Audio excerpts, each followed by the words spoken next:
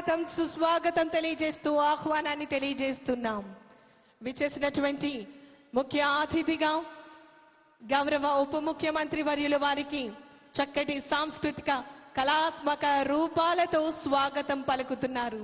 ఈరోజు కళాకారులందరికీ కూడా సంబరాలు అని చెప్పుకోవాలి. దేవుడే దిగివచ్చి మన అందరి దగ్గరికి వచ్చి ఆశీర్వదిస్తే ఏ విధంగా ఉంటుంది అనేది మనం ఇప్పుడు సాక్షాత్తు మన పిఠాపురం నియోజకవర్గంలో ఏర్పాటు చేసినటువంటి ఈ కార్యక్రమంలో మనం చూస్తున్నాం. డప్పులతో బృందం, కళాత్మక బృందాలు చక్కటి స్వాగతం పలుకుతున్నారు. ఆంధ్రప్రదేశ్ రాష్ట్ర గౌరవ ఉప ముఖ్యమంత్రి వర్యులు గౌరవనీయులు శ్రీ కొనిదాల పవన్ కళ్యాణ్ గారికి ఈ సందర్భంగా మనమందరం కూడా కరతాళ ధ్వనుల మధ్య వారికి స్వాగతం పలికేందుకు సిద్ధంగా ఉందాం.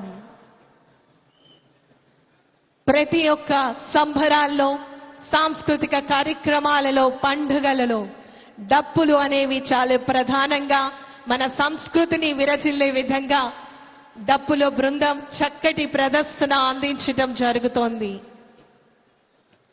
కళాకారుల యొక్క కృషిని, శ్రమను గుర్తించినటువంటి నాయకులు, వారితో ఇంటరాక్షన్ జరుగుతున్నటువంటి సందర్భం మనం చూస్తున్నాం. వారి జీవిత కళగా చెప్పుకుంటారు.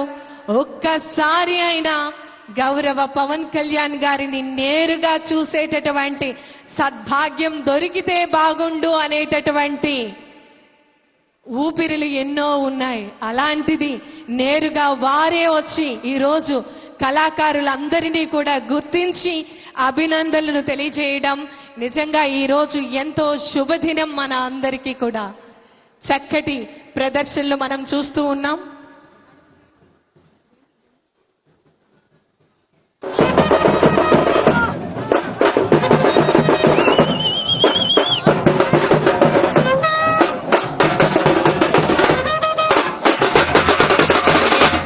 ప్రదర్శించడం జరుగుతోంది.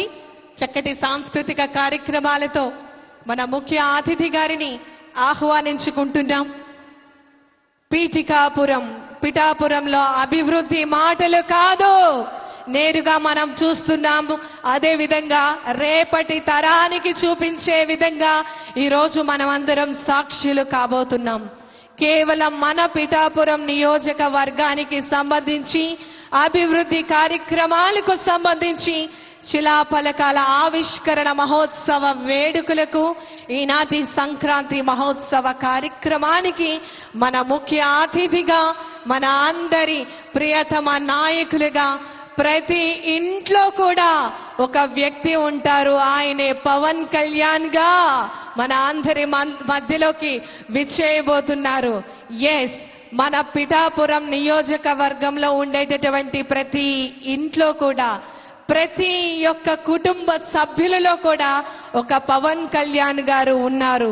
ఎందుకంటే వారి ఆలోచన అంతా కూడా సామాన్య ప్రజల యొక్క జీవితాలను ఉన్నతమైనటువంటి స్థానాలకు చేర్చి వారి భవిష్యత్తును బంగారు భవిష్యత్తుగా మార్చాలి అనేటటువంటి దృక్పథంతో అహర్నిశలు కూడా కృషి చేస్తున్నటువంటి వ్యక్తి మన గౌరవ ఉప ముఖ్యమంత్రి వర్యులు వారు. జన సైనికునిగా చక్కటి పరిపాలనా దృక్పథంతో, భావజాలనతో ప్రజల కోసం అంకితమైనటువంటి నాయకులు.